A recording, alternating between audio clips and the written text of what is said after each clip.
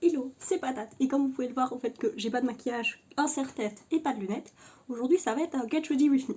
Donc je vais m'y mettre directement parce que sinon je vais parler pendant 1000 ans avant de commencer, mais je vais quand même me mettre sur le côté pour vous dire que le look dont je suis inspirée aujourd'hui a été fait de base par Emily Hannan et moi je l'ai vu sur Lauren May Beauty. Voilà, c'est le look dont je vais m'inspirer aujourd'hui. Du coup aujourd'hui on va commencer une nouvelle série, j'espère, qui serait Plaisir coupable. Pourquoi Plaisir coupable? Parce que c'est des médias qui souvent sont orientés plus vers un public féminin et que souvent sont dénigrés de ce fait, mais que moi j'aime de tout mon cœur et que j'ai envie de même pas leur rendre leur lettre de noblesse parce que c'est un Get Ready With Me, c'est pas un essai en vidéo, mais ou un pourquoi j'ai raison et vous avez tort, bonjour du Randall, mais c'est simplement une vidéo pour vous montrer à quel point moi je les aime et si ça vous intéresse peut-être vous pouvez aller les regarder même si vous en êtes toujours poussé du mal parce que la société moderne, patriarcale, tout ça, on connaît.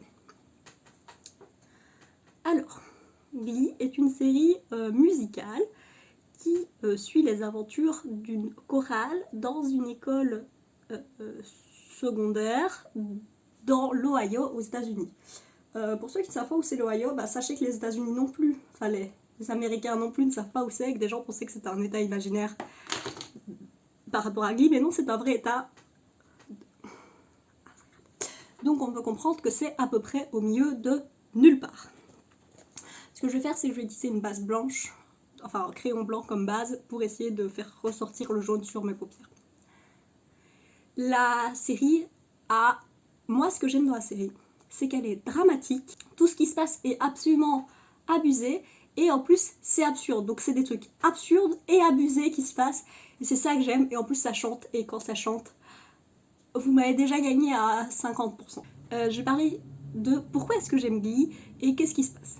Pour ceux qui ne connaissent pas, il y a un cast principal qui sont les gens de la première saison du premier de la première saison, l'équipe s'appelant les New Direction, donc les premiers New Direction, et ces premières personnes vont être les personnes qui vont être récurrentes dans la majorité de la série.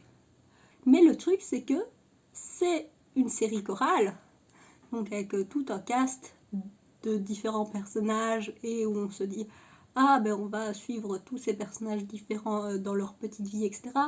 Mais pas spécialement. Foncièrement, la série est sur un personnage qui est joué par Léa Michel qui s'appelle Rachel. Et de fait, le premier épisode commence par elle. Et c'est réellement le personnage principal de la série. C'en a un point où la majorité des chansons, donc des solos et même des duos sont entre elle et le mec dont elle est amoureuse qui s'appelle Finn, joué par Cory Monteith, dont on reparlera plus tard. Et Finn, et c'en est un point où ils ont tous les solos et les duos, que dans la saison 2, il y a Sue, qui est le méchant de la série, qui est joué par Jane Lynch, et Jane Lynch, elle envoie du pâté dans tout ce qu'elle fait. Y compris dans une autre histoire de Cendrillon, je pense. Enfin, le Cendrillon avec Selena Gomez. Et pas Justin Timberlake. Qui ont 10 ans de différence. Enfin, je ferai une vidéo là sur ces trucs-là plus tard. Mais du coup, y a Sue qui est obligée de dire dans la saison 2 à Will, donc le prof de Glee, et que si vous connaissez Glee un tout petit peu, vous aurez entendu le fait que c'est un mauvais prof et il devrait pas être autour de jeunes. Et c'en a un point où c'est devenu un mème. Voilà. Mais du coup, Sue va lui dire qu'il abuse, et du coup, pendant une fois, il va mettre d'autres gens sur le devant de la scène, et c'est une des meilleures compétitions qu'ils vont faire. Genre, point de vue les performances dans cette compétition-là, c'est parmi les meilleures. Voilà. Et du coup, qui sont ce cast? Donc j'ai déjà parlé de Rachel, qui est, donc au-delà d'être le personnage principal, c'est la fille extrêmement talentueuse. C'est la fille qui a beaucoup de talent, mais qui est extrêmement abusée d'elle-même et très peu populaire. Donc, dans la série, un des grands trucs, c'est pour ça que sur toutes les images que vous verrez des chansons sur YouTube, où c'est juste les versions acoustiques, et parfois même juste sur les miniatures, qu'il y a des granitas, donc des slushies en anglais, parce que les personnes populaires lancent des slushies sur les personnes moins populaires, et Rachel se prend plein de slushies. Elle n'est pas populaire, mais elle est extrêmement abus d'elle-même, et moi je trouve ça insupportable, personnellement. Mais voilà, c'est le personnage principal de la série. Elle est donc amoureuse de Finn, qui est le quarterback. Le quarterback, c'est le joueur de football américain. Je vais dire foot, mais c'est football américain. Le capitaine de l'équipe de foot, donc foncièrement le mec le plus populaire, qui rentre... Alors, dans Pourquoi est-ce que Will Schuester est un mauvais prof et absurde et dramatique, il rentre dans Glee parce que Will Schuester va dans les vestiaires du foot pour mettre des affiches pour essayer de recruter des gens. Et il l'entend chanter sous la douche et du coup il va le faire chanter en lui disant qu'il a trouvé la marijuana dans son casier, alors que c'est pas vrai, et pour le forcer à rentrer dans Glee, dans sa chorale. Non, faut pas faire ça. Mais voilà, c'est comment est-ce que Finn rentre. Et Finn sort avec Queen, qui est la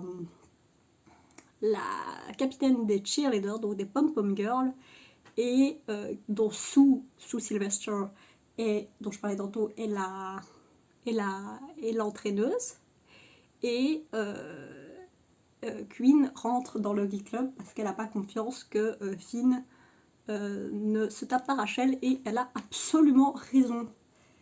À savoir qu'au début de la série, donc dans la première saison, un des grands arcs, c'est que Queen tombe enceinte.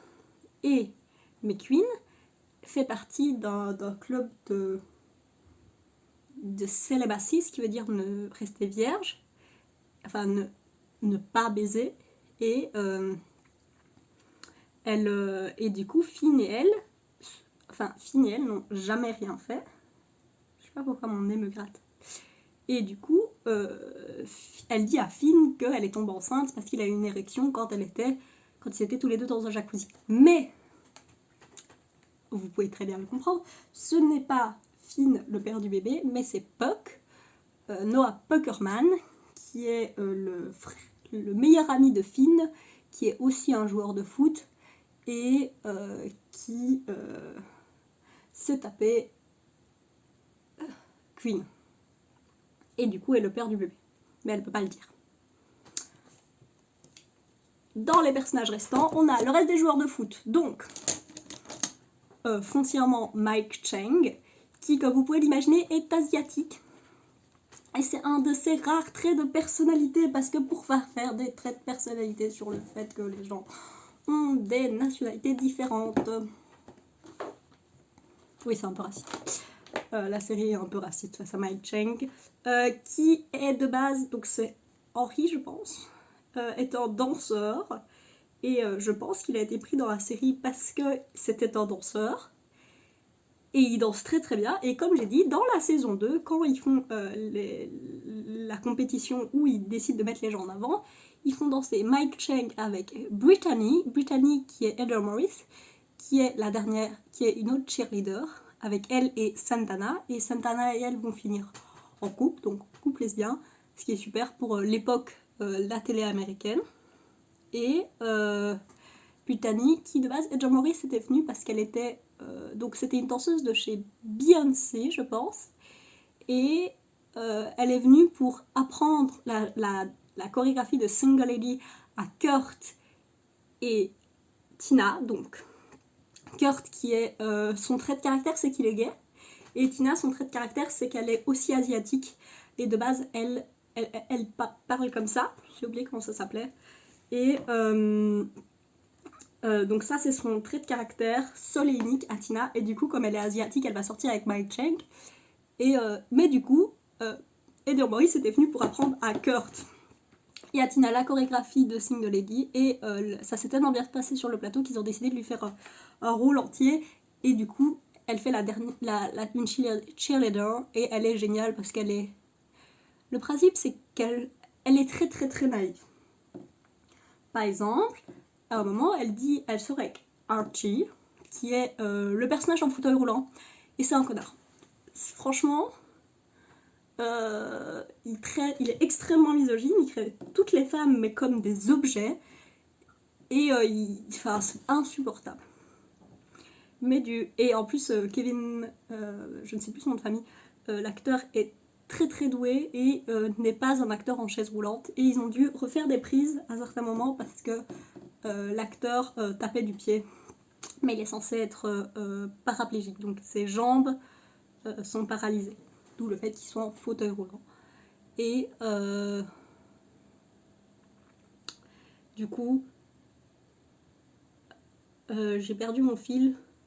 Enfin oui, Brittany sort avec lui et elle lui dit je pense que je suis enceinte. Et pourquoi est-ce qu'elle dit ça? Parce qu'il y a des cigognes qui sont venus se poser au-dessus de sa maison. Oui, c'est trop mignon. Voilà, j'adore ce personnage. Et du coup, elle va finir avec Santana qui est la fille un peu sassy, latino. Oui, c'est son... Elle a 2 traits de caractère. Elle est lesbienne et latino. 2 traits de caractère, on s'améliore. Et du coup, elle va sortir avec Brittany. Ça va être tout un truc d'accepter le fait qu'elle est lesbienne. Et Brittany qui est bi, comme elle sort... Enfin, je vous l'ai dit, elle est sortie avec Archie. Et voilà, c'est un peu tous les personnages principaux. Est-ce que j'ai oublié des gens? J'ai oublié Mercedes, parce que bah voilà, j'ai oublié Mercedes. Et justement, la série aussi oublie régulièrement à propos de Mercedes, qui est donc son trait de caractère, c'est d'être afro-américaine. Et du coup, elle a une grande voix, elle chante du Aretha Franklin tout le temps. Et elle le chante très bien, et c'est une des personnes... Mon pause, qui sont les 3 voix les plus talentueuses? Jonathan Groff, donc Jesse St. James, qui est le capitaine de l'équipe d'en face, les méchants, les vocales adrénaline qui ont comme majoritaire qualité qui ont comme caractéristique de s'habiller en bleu et de danser extrêmement bien. Et allez voir Bohemian Rhapsody de Glee. Voilà, et Jonathan Groff qui joue donc Jesse St. James, qui va faire un intérêt amoureux pour Rachel et un rival pour Finn du coup. Est pour moi la personne la plus talentueuse de tout le cast, et c'est un personnage secondaire, je sais, j'en ai rien à faire. Ensuite, je pense qu'il y a Mercedes et Santana qui sont sur un pied d'égalité, et puis Rachel. Le fait que j'aille juste à parler de la saison 1 pour parler de qui est le plus talentueux a beaucoup à dire, même si je pense qu'Alex Newell est extrêmement talentueux aussi, et Alex Newell doit se placer quelque part, mais je sais pas trop où je pourrais le placer parce qu'il est pas...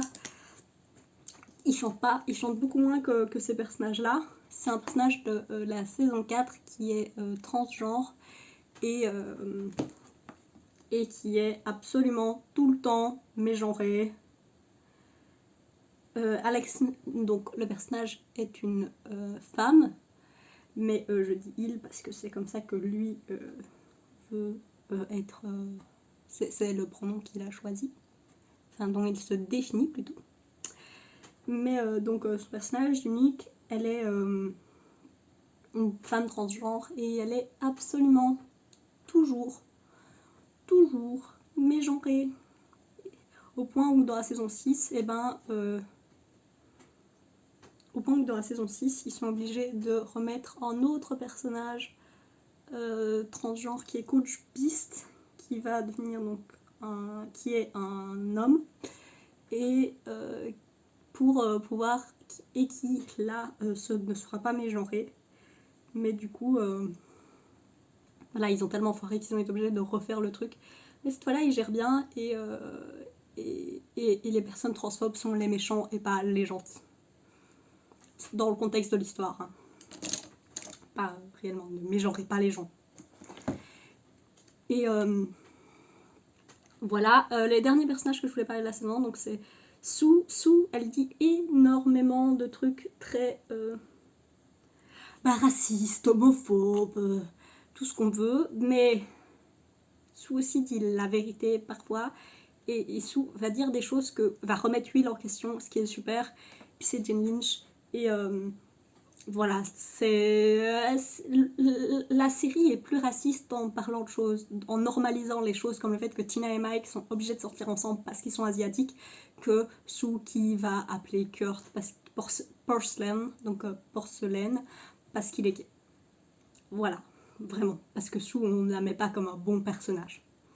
Par contre Mike il est en mode oh I don't wanna be a tranny, ce qui est un terme extrêmement transphobe, mais c'est Mike donc c'est normal.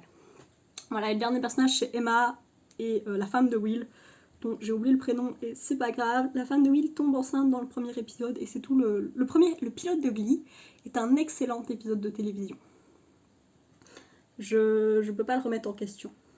En parlant de premier épisode de Glee, et c'est un avis que moi j'ai eu chez majoritairement, que j'ai entendu beaucoup dire, enfin donc c'est un avis qui vient de Mike the Snare qui a fait une vidéo qui s'appelle Here's What You Missed on Glee, qui est une super vidéo qui a un avis beaucoup plus neutre que le mien parce que moi je suis totalement une fan, qui a un avis très très neutre, et si vous voulez un avis beaucoup plus neutre sur Glee et d'un monsieur qui fait de la musique, allez voir. Et même si vous voulez pas voir la vidéo sur Glee qu'il fait, il a fait une super vidéo sur l'évolution de la musique des années 2010 et pourquoi est-ce qu'on est passé de TikTok de Kesha à Bad Guy de Billie Eilish. En somme, comment est-ce que cette transition a eu lieu, pourquoi, comment, tout ça. Et c'est vraiment une super vidéo, donc allez la voir, au moins celle-là, elle est trop bien. Pour revenir au personnage, donc Will est amoureux de Emma qui est c'est la conseillère de l'école, donc c'est une travailleuse sociale foncièrement. En Belgique on appellerait peut-être plus ça peut-être qu'elle serait plus genre assistante sociale ou psychologue. Enfin dans mon école c'est ce qu'il y avait en tout cas. Et elle est amoureuse de Will, mais dans la première saison elle va être fiancée au coach de foot dont personne n'en a rien à faire. Et de fait elle ira pas au fond du mariage parce qu'elle est amoureuse de Will, et puis elle va sortir avec John Stamos. Et John Stamos va beaucoup beaucoup mieux la traiter que Will, parce que donc Emma, son trait de caractère à Emma, oui ces personnages sont très très émotionnels, bonjour si vous n'avez pas compris la blague, c'est qu'elle a de l'OCD, donc elle est maniaque au sens médical du terme, et germaphobe. Et Will traite extrêmement mal ça, genre il va la pousser, etc., à faire des choses qu'elle ne veut pas faire, alors que John Stamos respecte et essaye de l'aider à avancer, et on voit vraiment que quand elle est avec John Stamos, son personnage avance dans le bon sens. Chanson préférée de la saison 1. J'ai été voir la liste parce que je fais une liste de chansons pour chaque saison, et je mettrai en description la playlist que j'ai fait avec toutes mes chansons préférées de Glee. Il doit en avoir genre 100, mais peut-être 200, mais voilà, j'aime bien les chansons de Glee. Mais ma préférée c'est You Passed the Window of My Car. Ce qui se passe c'est que, en plus le contexte est trop bien, ce qui se passe c'est que il y a, c'est au tout début de la série, donc avant que Kurt soit ouvertement gay et qu'il ait fait son coming out à tout le monde, et ben il y a Mercedes qui pense qu'elle a une chance avec Kurt. Et Kurt lui dit non, je suis pas intéressée, et il fait je suis intéressée par quelqu'un d'autre, et il regarde au loin, et ils sont en car wash, en gros ils font un car wash, et il y a Kurt qui regarde au loin. Qu'est-ce que j'ai dans mes cheveux? Il regarde au loin et il regarde Finn, parce qu'il a un crush sur Finn qui va devenir son demi-frère, et ça c'est un peu bizarre, mais bon. Après la relation est mieux gérée.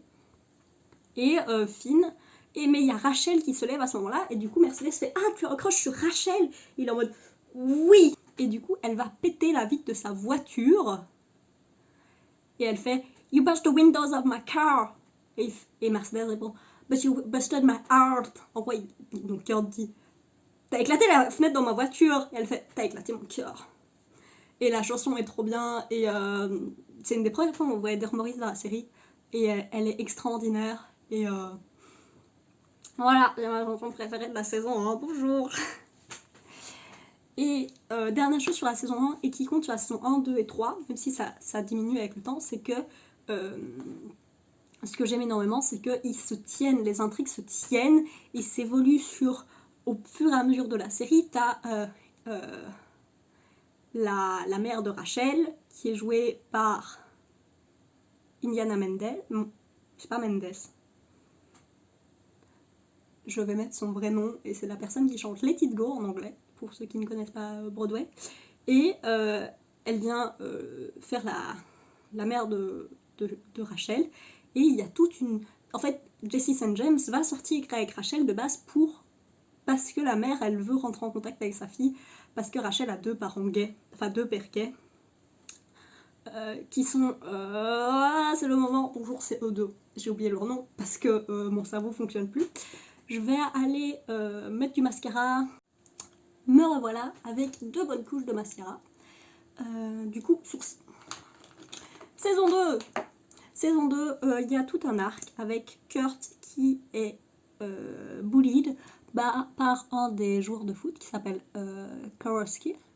Et il va du coup changer d'école suite à ça et va aller dans une école privée pour garçons où il y a une chorale aussi qui s'appelle les Warblers, dont leur spécialité est le fait que c'est une chorale uniquement de garçons et qu'ils sont a cappella. Et la majorité de mes chansons préférées, j'aime quasiment toutes les chansons des Warblers et mes chansons préférées sont majoritairement des chansons des Warblers parce que j'adore les chansons a cappella. Bonjour, Pitch Perfect est un de mes films préférés juste parce que c'est des chansons a cappella et aussi c'est drôle. Ma chanson préférée c'est des Warblers, c'est I Want You Back, qui est, alors oui, une reprise de Michael Jackson, oui on tout y a plus Michael Jackson, c'est normal, mais qui est chanté par Sébastien, qui est le méchant de la saison 3, et elle est même pas dans la vraie série, mais il l'a enregistrée, et elle est trop bien, et la Corée est trop bien, et du coup c'est ma préférée. Voilà, c'est une chanson qui n'est même pas dans la série, mais elles sont toutes quali. À savoir que je trouve que les chansons sont plus quali quand Blaine est parti. J'ai même pas encore parlé de Blaine. Blaine, c'est l'intérêt amoureux de Kurt dans cette nouvelle école, qui de base est intéressé par un autre mec, et c'est la tristitude, mais finalement il va finir avec Kurt, et Blaine est introduit en chantant Teenage Dream, et c'était la chanson parfaite, cette arrangement est trop bien. Mais le truc c'est qu'il faut dire que quand Blaine chante dans la saison 2, c'est pas Blaine, enfin Blaine chante réellement, mais le fond, les backing vocals, c'est pas les gens qui sont sur le set qui chantent, mais ce sont une chorale dont j'ai oublié le nom qui chante. Si vous voulez plus d'inside, d'infos sur de Blaine et du coup de Darren Criss, qui est l'acteur qui joue Blaine, il a fait un live Insta qui a été, que moi j'ai vu sur YouTube, où il revient sur ce premier épisode. C'est pas l'épisode où il a introduit, mais c'est peut-être l'épisode où il a introduit. Mais sur ses premiers épisodes. Et c'est trop bien. Je suis vraiment désolée si vous entendez du bruit en bas. Mais je vais pas empêcher ma mère de vivre à ce que je filme. Alors mon avis sur Blaine, c'est que Darren Criss est extraordinaire et qu'il chante très très bien. Et qu'il joue très très bien. Et que c'est un cœur. Et qu'on veut lui faire des câlins. Et aussi dans le live avec, donc il y a eu un live du cast de Glee qui se retrouvait. Je suis vraiment désolée du bruit. Et c'est un super live. Et il est trop bien. Déjà il a une barbe et puis il chante. Il fait une reprise de Teenage Dream mais sur la quarantaine. Voilà. Et du coup, dans la saison 2, c'est vraiment le crush parfait à voir. Et puis après, il part en cacahuète et ça devient juste genre... Il fait que se plaindre après. Et il est juste en mode pas bien. Et il est juste un peu chiant. Après, mais il chante toujours aussi bien. Son personnage est juste un peu chiant. Ma chanson préférée de Kurt et Blaine, de Klein. C'est... Bonjour, j'aime pas les chansons de Noël dans le lit, j'en ai absolument rien à faire, je suis pas quelqu'un de très Noël, mon anniversaire est le 27 décembre, donc c'est plein à Noël, mais enfin plein dans la période de Noël, mais je suis pas quelqu'un de très Noël, du coup les chansons de Noël j'en écoute aucune, sauf Baby It's Cold Outside, parce que je pense que moi c'est la chanson où on sent le mieux la chemistry, donc l'alchimie entre les deux personnages, et c'est bon, quand ils chantent Baby It's Cold Outside, il y a Blaine qui fait ok, d'ailleurs c'est dans l'épisode après qu'ils se mettent ensemble je pense. Blaine a compris que ok, il y a Kurt qui est à fond sur moi et c'est réciproque. Dans la saison 2, il n'y a pas grand chose de plus à dire, c'est une saison assez normale. Et qu'est-ce que j'ai noté? Oui, il y a Gwyneth Paltrow qui vient en tant que guest et elle joue une substitute teacher, donc une remplaçante, et elle est cool. Elle est juste cool et elle chante Turning Tables de Adele. Et genre toutes ces autres chansons sont mais Turning Tables, elle envoie du pâté et si vous êtes pas bien, si vous êtes dans un mode de avoir envie de rager sur quelqu'un, c'est trop bien. Dans la saison 2, en plus d'avoir Valerie, donc où comme je disais tantôt, il y a Britney et Mike qui dansent et qui sont extraordinaires, et avec Santana qui chante, qui est une des meilleures voix. Et ben on a droit à un épisode qui s'appelle Britney Brittany, je pense. Et parce que c'est. Quand je dis Britney, le personnage c'est Brittany S. Spears, comme Britney Spears. Et il y a Britney Spears dans cet épisode. Allez vous renseigner sur les problèmes de. Pas de garde, les problèmes dans lesquels Britney Spears est pour le moment, c'est assez grave. J'essaierai de mettre une vidéo en description. Mais c'est vraiment assez grave, mais à ce moment-là, on n'avait aucune idée de tout ça. Et simplement, il y avait Britney Spears dans Glee, quoi. Et cet épisode a été fait majoritairement parce qu'ils avaient, du coup, Heather Morris, qui était une excellente danseuse et qui voulait la mettre en avant. Et du coup, ils ont fait un épisode entier juste pour qu'elle puisse danser et être mise en avant. Et, les chansons ne sont pas les meilleures, mais la danse est qualitative. Ma chanson préférée de la saison, si on prend... Enfin, cette saison contient ma chanson préférée de tout Glee, qui est la reprise de Rolling in the Deep avec Jonathan Groff et Léa Michel, donc Rachel.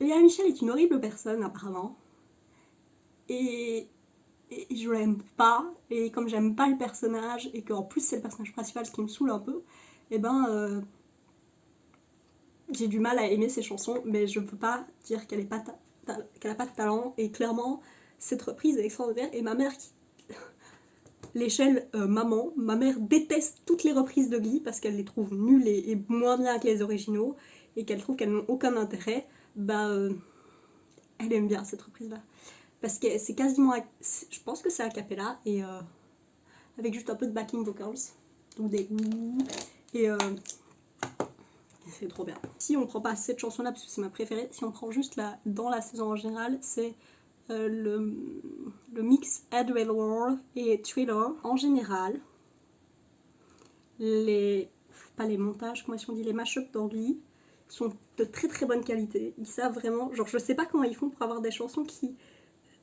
on dirait qu'ils iraient jamais ensemble, et pourtant elles sont trop bien. Pour moi le plus random ça doit être Centerfold et Hot in Air, qui est dans la saison 4 ou 5. La saison 4 et 5, c'est le bordel, c'est la même année, c'est les mêmes personnages, je les échange tout le temps l'une avec l'autre. Enfin, je sais jamais si les choses sont parties de la 4 ou de la 5, donc pour moi, c'est genre comme si la 4 et la 5 étaient une énorme saison. Saison 3, on a Sébastien, qui est un mec gay Dalton Academy, donc des Warblers, qui a un crush sur Blaine, et du coup il y a Blaine et Kurt qui ont leur premier oh là là, il y a un autre mec qui a un crush sur toi, et finalement il va accepter que c'est ok. Il est très très talentueux, et en parlant de Sébastien, on va avoir parlé dans des problèmes qui est apparu dans Glee, qui est les crédits. Il y a un énorme problème dans Glee qui est qu'on crédite très très très rarement les arrangements qu'ils utilisent. Ici, donc avec Sébastien, il y a un cas où ils l'ont crédité très très bien, c'est que ils ont fait une reprise je vais parler que de Michael Jackson, alors que, enfin, je ne parle pas spécialement de base. Ils ont fait une reprise de Amy Are You OK, qui est Smooth Criminal. Et ils ont été recherchés les deux musiciens de Europe de l'Est, je pense, qui sont deux, je ne sais pas si c'est de la contrebasse ou du violoncelle, et qui sont venus eux-mêmes jouer leur arrangement avec Santana et Sébastien qui chantent dessus. C'est trop bien, mais surtout c'est un des rares cas où ils ont bien crédité leurs arrangements. Il y a un énorme cas dans la saison 4, je pense, où il se passe que 4 ou 5, je sais plus, il y a il y a Kurt qui va aller dans la chorale de son université, enfin de son école supérieure, et ils vont refaire une reprise de Baby Got Back, qui est une reprise qui a été totalement, enfin l'arrangement est totalement utilisé par un autre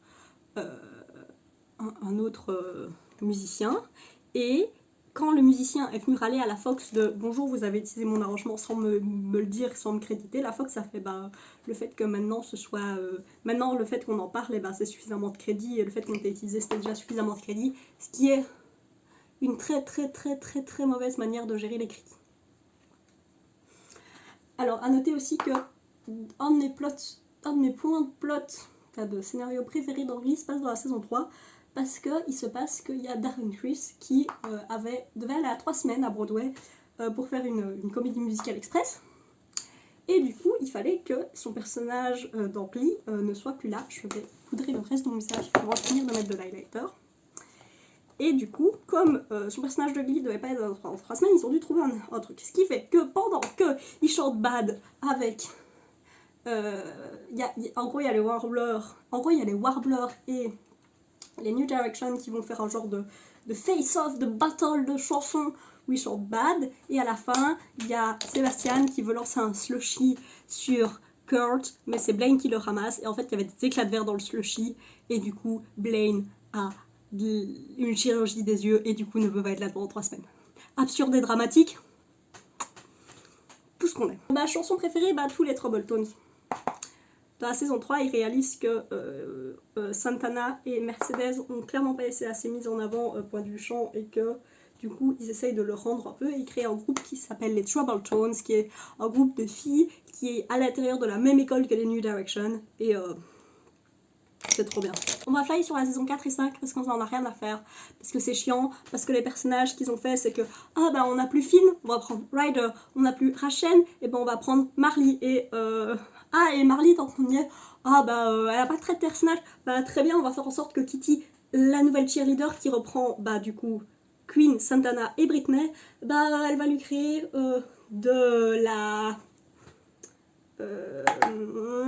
des problèmes alimentaires, de la boulimie. Elle lui crée et du coup il y a la cheerleader qui remplace Kitty, qui remplace Queen, Santana et Britney, qui va lui créer de la boulimie.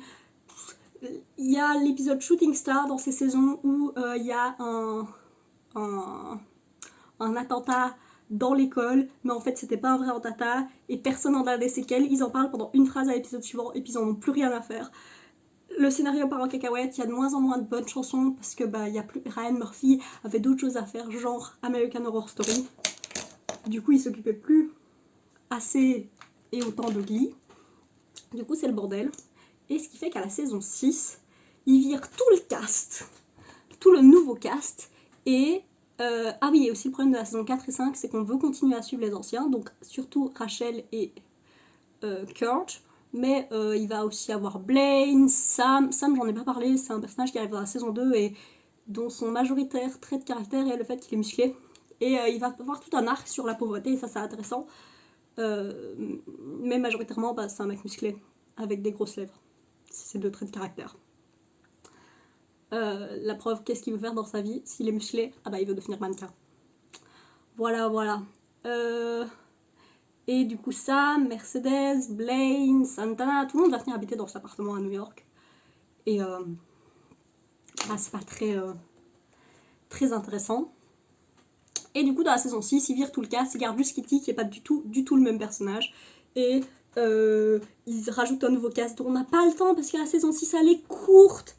Et Et puis dans la saison 6, c'est le bordel. Il y a le Hurt Locker qui est un épisode en 2 parties où il y a Sue qui a littéralement un garage rempli de trucs contre le Glee Club et derrière caché un hôtel pour Klein.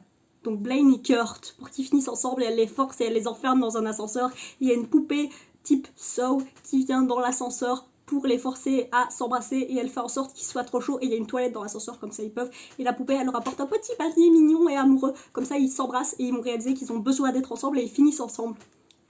C'est un vrai scénario de 2 épisodes de Glee. C'est le bordel, mais c'est trop bien. L'avant-dernier épisode est un épisode sur je vais mettre du rouge à lèvres et je vais finir de parler. Me revoilà avec du rouge à lèvres. Du coup, je vais pouvoir remettre mes lunettes pour éviter d'avoir de la migraine, sinon c'est pas drôle. Du coup, la fin de Glee, l'avant-dernier épisode, c'est un épisode où ils reviennent sur le premier épisode et au lieu de le tourner uniquement autour de Rachel, ils voient comment est-ce que tous ces autres personnages en sont arrivés là. Et franchement, c'est super sympa. La seule chose, c'est qu'ils ont l'air vieux, ils ont l'air tellement vieux par rapport aux images. Quand tu revois les images qui sont filmées originellement et les nouvelles images, ils ont l'air tellement vieux. Et la dernière chose, c'est qu'ils gèrent Cory Monteith très bien. Cory Monteith, donc le personnage de Finn, qui est un des personnages principaux, est décédé dans l'été, donc l'acteur est décédé dans l'été entre la saison 4 et la saison 5. Il a fait une overdose. Et à la fin de la saison 4, on sent qu'il y a des choses bizarres. Les 3 derniers épisodes sont assez bizarres parce qu'ils avaient prévu que Finn soit dedans, mais il est en rehab, donc en désintox à ce moment-là. C'est assez bizarre. Et le 3e épisode de la saison 5 est un épisode hommage pour la mort de Cory Monteith.